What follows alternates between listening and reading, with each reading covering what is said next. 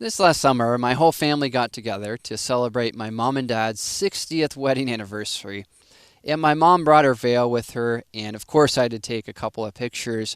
And what I want to do in this picture with my mom is I want to examine how we can use color balance and blending modes and then curves together in order to come up with some nice results. Well, one of the things that we're going to do first is we're going to create a curves adjustment layer. We're going to create this adjustment layer with something in mind. Let's click on the adjustment layer icon for curves. And what we're going to do here is simply click and drag up the bottom left-hand point, bringing up the blacks here, and then we'll go ahead and bring down the rest of the curve. Well, at this juncture, what we've done is we've brought up some of the black detail. Now the image looks awkward, it looks flat, it doesn't look any good at all. But we're making this adjustment, knowing that what we'll do next is create a color balance adjustment, and we're going to use a blending mode of soft light. And whenever you use soft light, a lot of times you just hammer the blacks. I mean, they're hit too hard. So in this case, this adjustment is going to protect or save those blacks. Well, let's turn off the visibility here so we can see how that works in a second. Next adjustment. We'll click on our adjustment layer icon. Here we'll choose color balance. With color balance, we'll start off in the midtones, increasing the reds and the yellows. We'll then go into the shadows. We'll add quite a bit of red here. And again, we just have so much color and tone here. But we're not afraid of that. Here's why. We're going to our blend mode, which is soft light.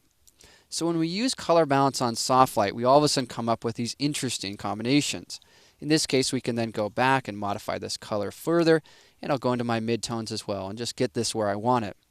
Next up, lower the opacity. We'll take this down with this image, I'm guessing to about 70%. Okay, well that looks interesting. Here's our before and then after, but it's too heavy-handed. So this is where that curves adjustment comes to save the day. When we turn on this adjustment, what this will do is it will bring up those blacks.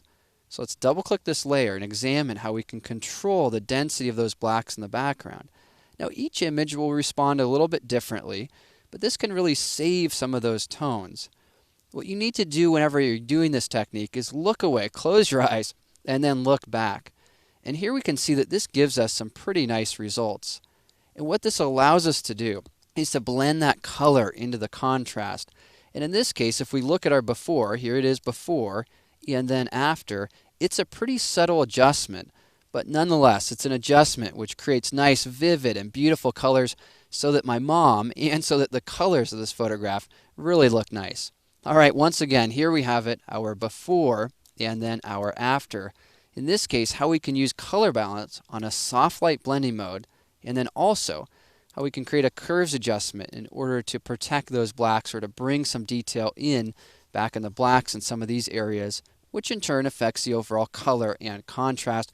And it just kind of even things out a bit so that we can have this nice look and also be able to reproduce this image without having that concern that we've added too much black to our photograph. All right, once again, here we have it before and then after.